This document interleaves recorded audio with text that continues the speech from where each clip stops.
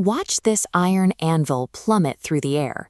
For decades, a cat and mouse have been locked in a hyper-violent loop of extreme traps, where objects exactly like this one fall from the sky with punishing regularity. The methods of destruction utilized in these encounters are heavily disproportionate. We rarely see simple scratches. Instead, they employ axes, explosives, and even waffle irons to inflict maximum structural damage on each other. Logically, watching a predator fail to catch its prey over and over again should become boring or even disturbing after the first few iterations. But look at the faces in this theatrical audience. They are entirely engaged. The extreme violence never went stale. A highly specific psychological and structural formula drove this rivalry. It is a formula so exact that it sustained the characters through 162 theatrical shorts and across several decades of television syndication. The golden era of this rivalry originated deep inside the Hollywood studio system. Between 1940 and 1958, creators William Hanna and Joseph Barbera produced 114 specific shorts under the Metro-Goldwyn-Mayer banner. The duo quickly achieved immense critical acclaim. The theatrical premieres of these shorts drew massive crowds, and the industry rewarded their work with 7 Academy Awards for Best Animated Short Subject. To understand the weight of this achievement, look at Walt Disney.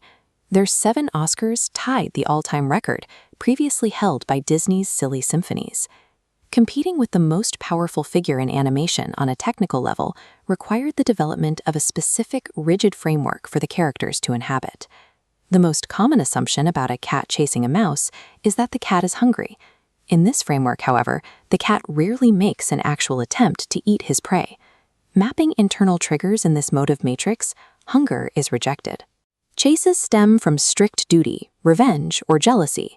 External triggers are equally revealing. The web expands to resource protection, where the cat guards resources, like a canary, and the mouse is the active instigator. To survive, the mouse relies on a highly specialized counter strategy.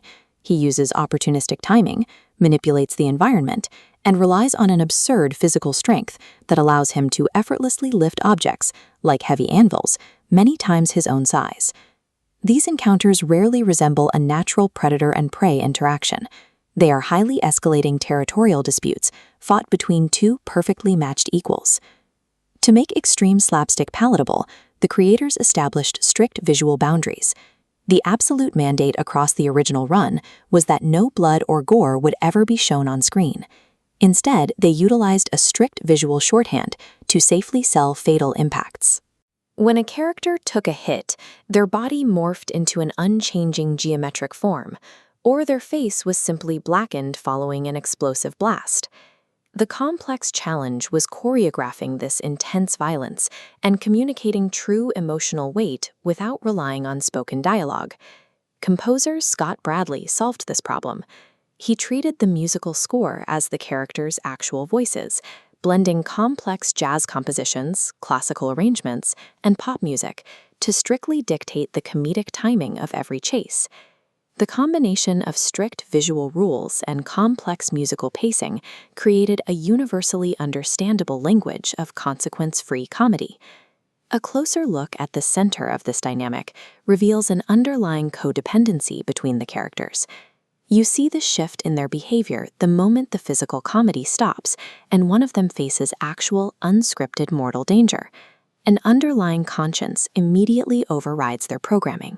They drop the rivalry entirely, rushing to administer first aid or retrieve medical kits to save the other's life. When the situation demands it, they frequently form tight alliances. They pool their resources and work seamlessly together to defeat a more oppressive common enemy, like a vicious bulldog or a rival alley cat. The endless cycle of traps and explosions is a sadistic but mutual game, willingly played by 2 characters bound by a deep, unspoken respect. Because this dynamic was so flexible, the underlying intellectual property easily survived massive industrial shifts. When animation moved to widescreen cinemascope in the mid-1950s, the characters adapted perfectly to the wider canvas. Look at the creative torch being passed here. The characters outlasted their original creators, surviving through different directorial eras and adapting to the distinct visual styles of Gene Deitch and Chuck Jones in the 1960s.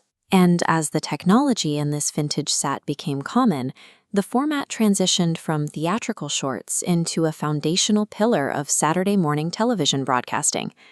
The series survives as an eternal silent pantomime, a game played by two friends who have outlasted the very studios that created them.